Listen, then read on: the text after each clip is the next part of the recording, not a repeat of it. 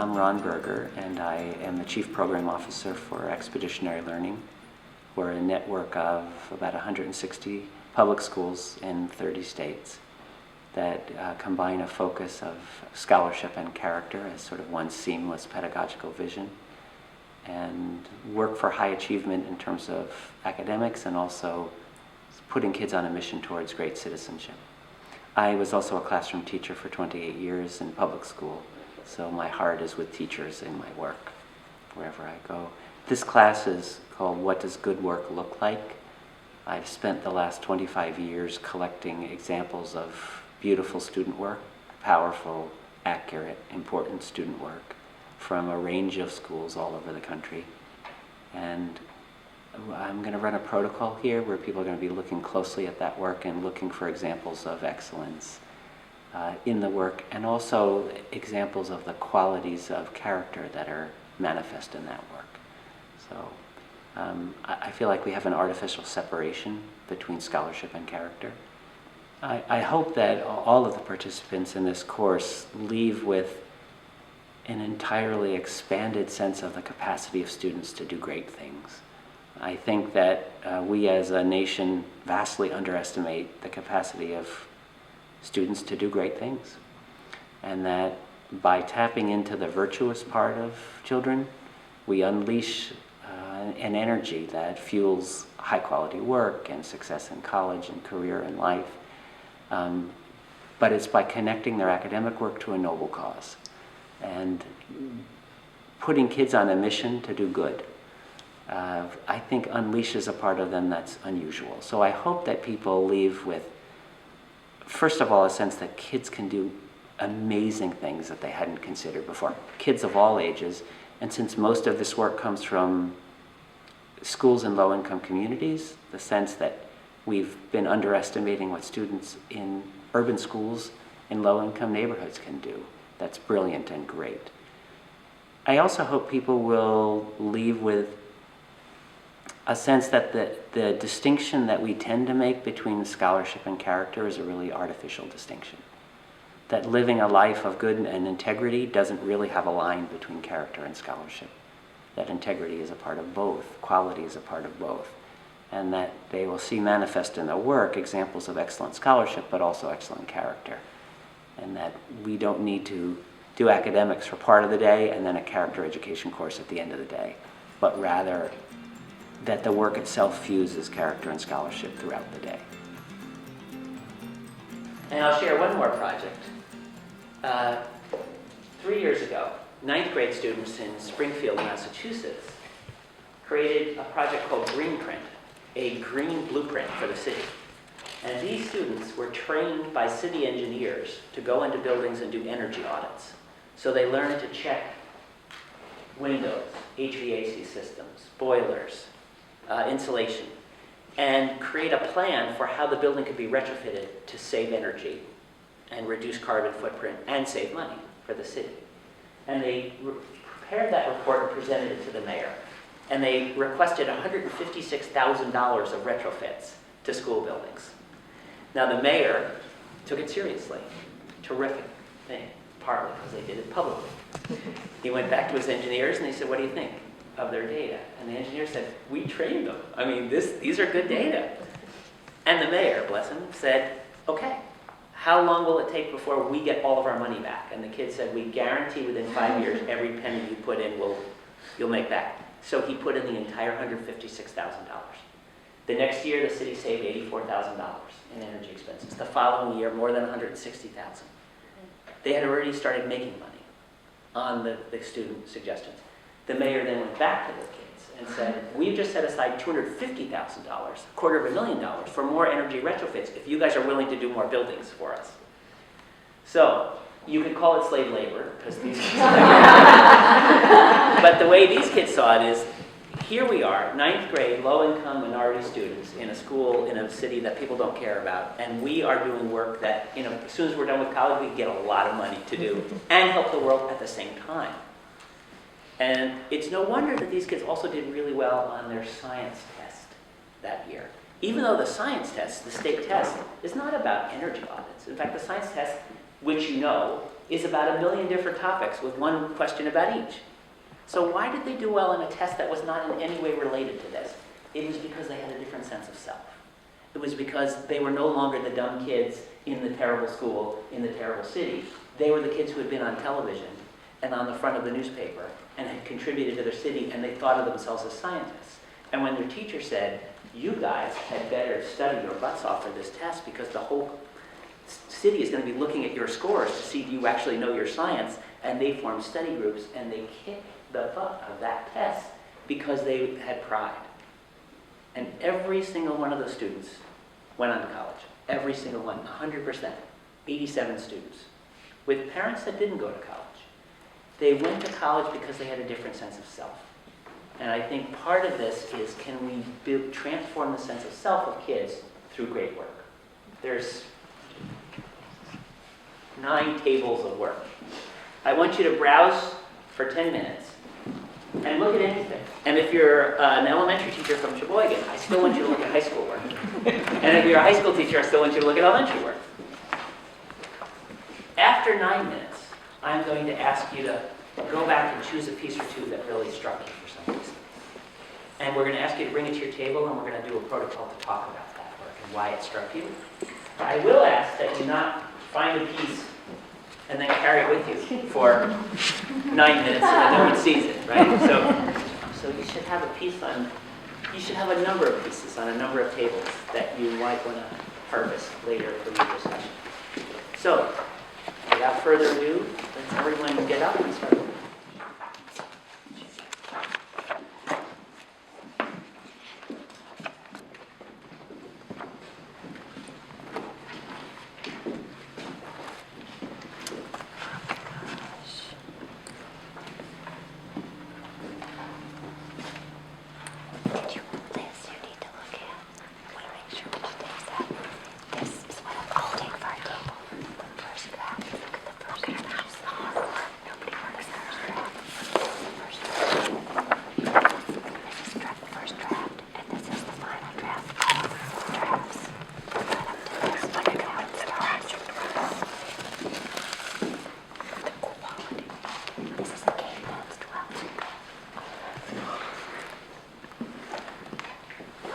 So I read the introduction and I found out it was actually done by high school kids. And it was done by high school kids for younger kids that are in Hawaiian immersion charter schools and are trying to learn Hawaiian. So they took a Hawaiian myth and did all the artwork for it and retold the myth. But what really grabbed me about this product was not just the illustrations, but the fact that you get to the middle of the book and it ends, and you flip it over and it's the identical book in Hawaiian. And then you can read the same thing in the Hawaiian language. And so students that are learning Hawaiian can keep flipping back and forth from English to Hawaiian. And it turns out that they are producing curriculum for the Hawaiian immersion charter schools throughout the state of Hawaii, because there isn't much of it. And so why not have older kids create it for younger kids? Because they learn how to write and draw and do book publishing, and they're also contributing a service of spreading their culture.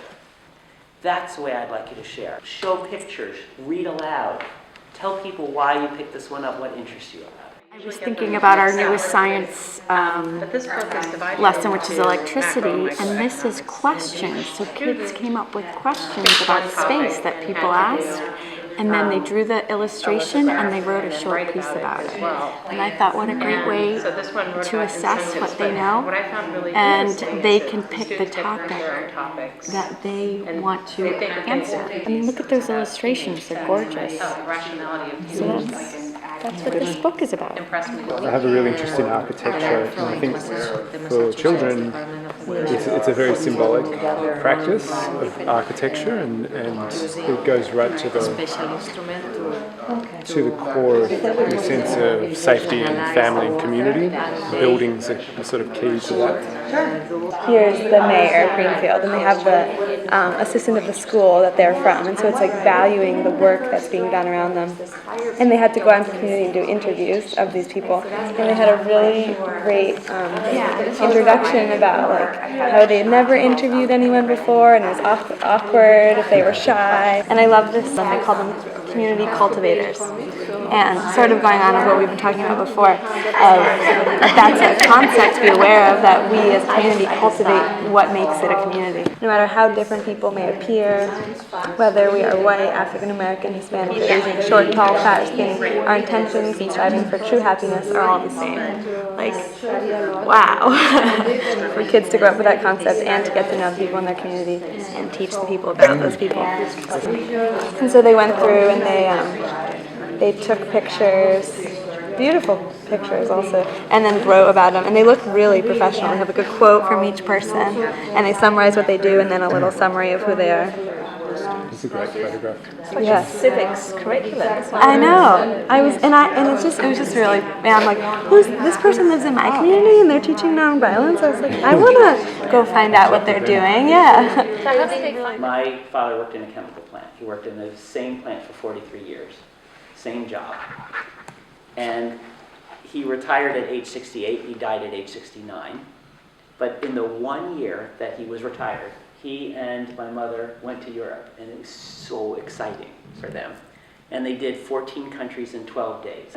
They were excited, but they couldn't remember what country because it was through the train window. And I thought, that was my entire education as a kid, was going through textbooks like that. And I kept thinking, if they had stopped in Barcelona, for example, for 3 days, and met you, and visited your school, and had dinner with you, and seen the culture, they would have come back and they said, oh, Spain, it's so amazing, the culture is so beautiful.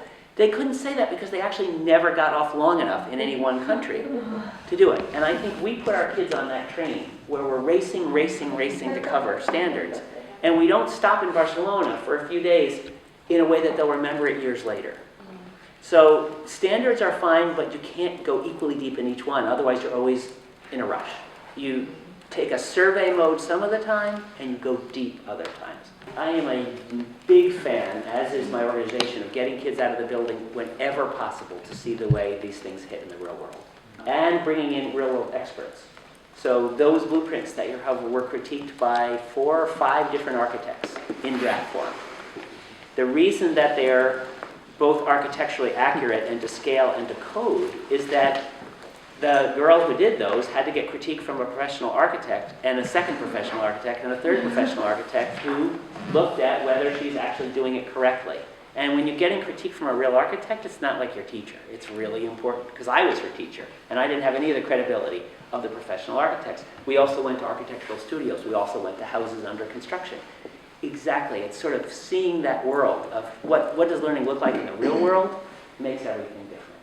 The fact that those kids actually went down and cleaned out the pond before they started doing water testing, they felt like, that's our pond. It used to be a filthy pond, now it's a clean pond, now we're going to test the water. It's like they own something in their community. I'm Paul Beekman from Melbourne, Australia. I teach at the University High School in Parkville. I was actually excited to see Ron Berger, and I'd heard about him just a short time ago. I'm here on a fellowship actually exploring how getting students involved with heritage and landmark districts can inform their learning as civic actors. So getting kids out of the classroom. We have a program called the Galileo program, which is an expeditionary learning program. And so there was a lot of synergy with what Ron was talking about with our work.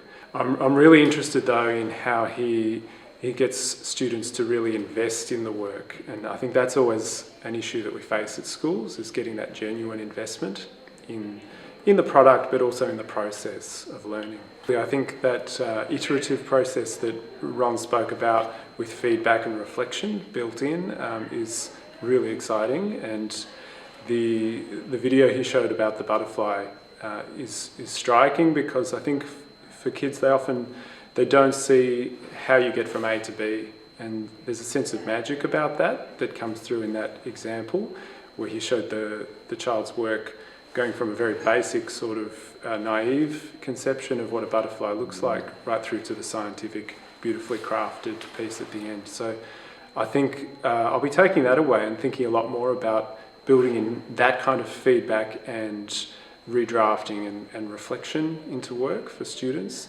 and getting them to take more ownership of their products in that way.